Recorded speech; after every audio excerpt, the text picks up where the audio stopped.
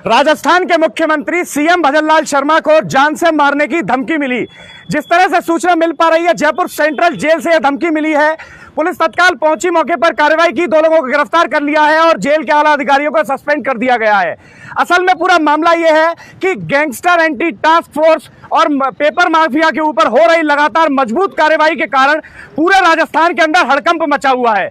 गहलोत सरकार के समय हुए पेपर लीक के अंदर से कांडों में से लगभग 120 लोगों की गिरफ्तारी हुई है और बड़े मगरमच्छों की लगातार तलाश की जा रही है। अब अगर एंटी गैंगस्टर टास्क फोर्स की ले लीजिए तो राजू ठेठ के मर्डर के अंदर जो शामिल था अमरजीत सिंह बिश्नोई, उसको इटली से गिरफ्तार किया। पुलिस राजस्थान ही नहीं, हिंदुस्तान ही नहीं, इटली विदेश तक कार्रवाई कर रही है और मजबूती से ठोको नीति का इस्तेमाल करते हुए अपराधियों को पकड़ रही है और सलाखों के पीछे भेज रही है। सीएम भजनलाल भी पहले कई बार अपने स्टेटमेंट्स में साफ कर चुके हैं कि चाहे कुछ भी हो जाए, राजस्थान के अंदर एक बार अपराधी आ तो सकता है लेकिन वापस लौट कर नहीं जाएगा तो सीधे सलाखों के पीछे जाएगा। इसका ऐलान कई बार वो अपने स्टेटमेंट में भी कर चुके हैं और बड़ी मजबूती से इसी तरह कार्रवाई की जा रही है लगातार। एसओजी की बात कर लीजिए, एक एसओजी वो भी थी जो गहलोत सरकार में थी। जनता के अंदर ये चर्चा है कि एक एसओजी वो भी थी जो गहलोत सरकार के समय थी, वो अब एक एसओजी अब है जो लगातार कार्रवाई कर रही है और लोगों को जेल के अंदर डाल रही है। लगभग 120 लोगों की गिरफ्तारी साथियों अभी तक हो चुकी है। पेपर लीक के अंदर डॉक्टर किरोड़ी लाल मीणा सबूत सौंप ही चुके हैं एडीजी को, पुलिस एडीजी को, और जो लगातार कार्रवाई करके उन सभी बड़े मगरमच्छों को पकड़ कर लाएगी जिनकी तलाश अभी तक जारी है। पेपर लीक माफिया और सीएम ये एंटी जो गैंगस्टर्स हैं, गैंगस्टर्स का जो पूरा गैंग है और पेपर लीक माफिया की लगातार कोशिश है कि सीएम भजनलाल को डराया जाए, लेकिन पूरी राजस्थान की जनता सीएम के साथ में खड़ी हुई है बड़ी मजबूती से। बड़े भारी बहुमत से भारतीय जनता पार्टी और सीएम भजनलाल को जिताकर विधानसभा भेजा है। इसलिए नहीं भेजा है कि गत वर्षों में गत सरकार के अंदर जिस तरह से पूरा का पूरा सिस्टम ऑपरेट हुआ करता था जेल के अंदर से, पूरी की पूरी सरकार जेल से चला करती थी। एक मोबाइल फोन के माध्यम से गैंगस्टर अपनी गैंग और अपने नेटवर्क को संचालित करते थे जेल के अंदर बैठे बैठे, लेकिन अब वो ऐसा नहीं चलेगा। अब लगातार कार्रवाई की जा रही है और सभी को उठाकर जेल के अंदर डाला जा रहा है। यह सीएम को डराने की कोशिश है, जान से मारने की धमकी देकर जो सोच रहे हैं गैंगस्टर के डरा देंगे, लेकिन ऐसा नहीं होने वाला है। ना ही गत सरकार की तरह चलेगा कि जिस तरह से पहले जेल से पूरा सिस्टम ऑपरेट किया जाता था, पूरी सरकार ऑपरेट की जाती थी, लेकिन अब ऐसा नहीं चलेगा।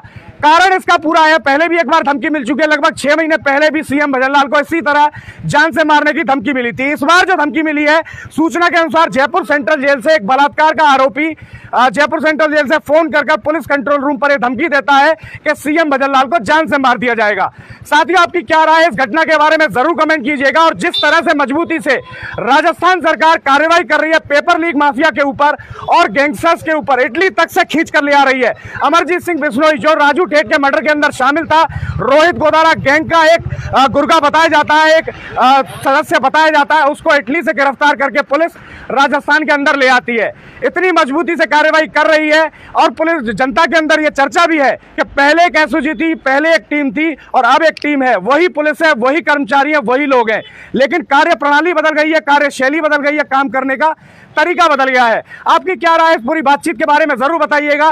पेपर लीक माफिया जिस तरह से सीएम भजनलाल को डराने की कोशिश कर रहा है, क्या इससे सच में कुछ होने वाला है और कितनी मजबूती से कार्रवाई की आवश्यकता है इन गैंगस्टर्स के ऊपर जो सुविधाओं का लाभ ये जेल के अंदर बैठकर उठाते थे। ऐसा लगता था कि जैसे बाहर रह रहे हैं ऐसे ही जेल के अंदर रह रहे हैं, बस थोड़ा सा खर्चा बढ़ जाता है। आमतौर पर अगर 50,000 रुपए महीने बाहर खर्चा, जेल के अंदर 5 लाख है, लेकिन जीवन उतना ही आराम से बीत रहा है। लेकिन अब उस पर भी टाइट कर दिया गया मामला। दौसा की जेल हो या फिर सेवर सेंट्रल जेल हो, जयपुर सेंट्रल जेल हो, सभी के अंदर जैमर लगा दिए गए हैं। जो सुविधाओं का उपभोग ये कुछ पैसा खर्च करके उठाते थे अपराधी, उस सबको भी बंद कर दिया गया है। अपराध पे असल में अंकुश पाने का तरीका यही है, तभी इनके अंदर भय बनेगा कि जेल के अंदर जो दुर्व्यवस्था होती है, जो स्थिति खराब होती है, वही जाकर मिलेगी। अगर इनको सुविधाएं जेल के अंदर मिलती रही तो इस तरह से अपराध कंट्रोल नहीं हो पाएगा। असल में जड़ पर वार कर रहे हैं सीएम भजनलाल और राजस्थान सरकार। जेल के अंदर जो मिलने वाली सुविधाएं थी उनको खत्म कर दिया और अपराधियों को इटली तक से पकड़कर भारत में लाकर सलाखों के पीछे पहुंचाया जा रहा है। क्या राय है आपकी, जरूर बताइए।